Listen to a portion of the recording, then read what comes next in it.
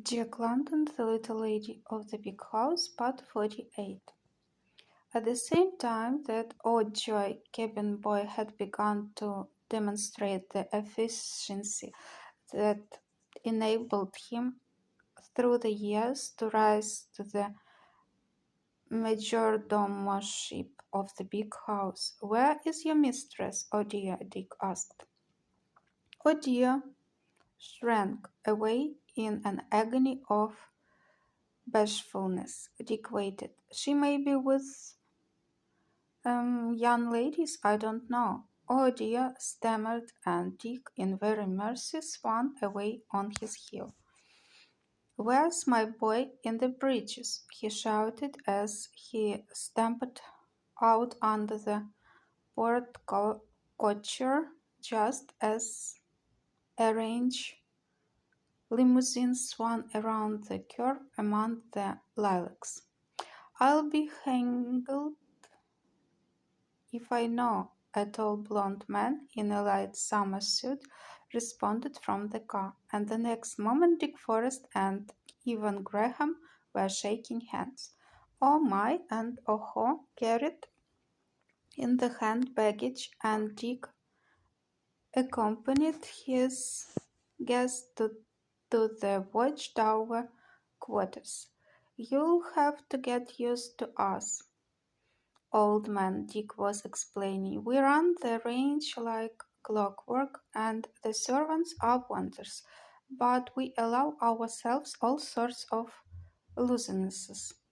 If you'd arrived 2 minutes later, there'd have been no one to welcome you but the Chinese boys. I was just going for a ride, and Paula, Mrs. Forrest, has disappeared." The two men were almost of a size, Graham topping his host by perhaps an inch, but losing that inch in the comparative breadth of shoulders and depth of chest. Graham was, if anything, a clearer blond than Forrest, although both were equally grey of eye, equally clear in the whites of the eyes, and equally and precisely similarly bronzed by sun and weather-beat. Graham's features were in a slightly larger mold. His eyes were a trifle longer, although this was lost again by a heavier droop of lids.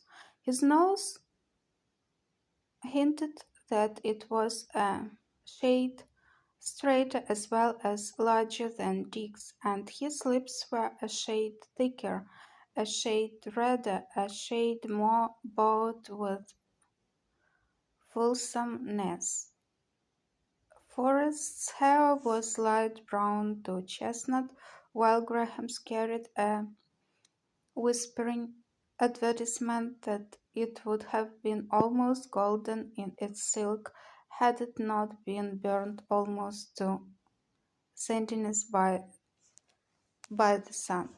The cheeks of both were high-boned, although the hollows under Forrest's cheekbones were more pronounced. Both noses were large nostrilled and sensitive, and both mouths, while generously proportioned, carried the impression of girlish sweetness and chastity, along with the muscles that could draw the lips to the firmness and harshness that would not give the lie to the square, uncleft chins beneath.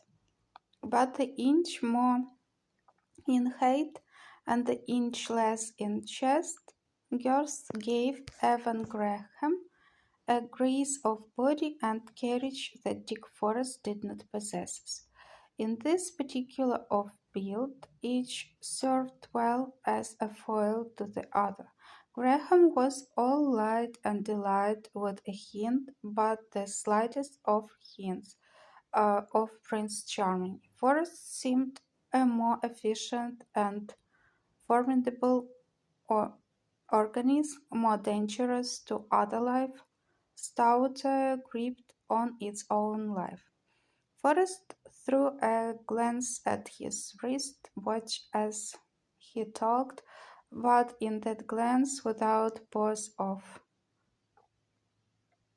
fumble of focus, with swift certainty of correlations, he read the dial. 11:30, he said.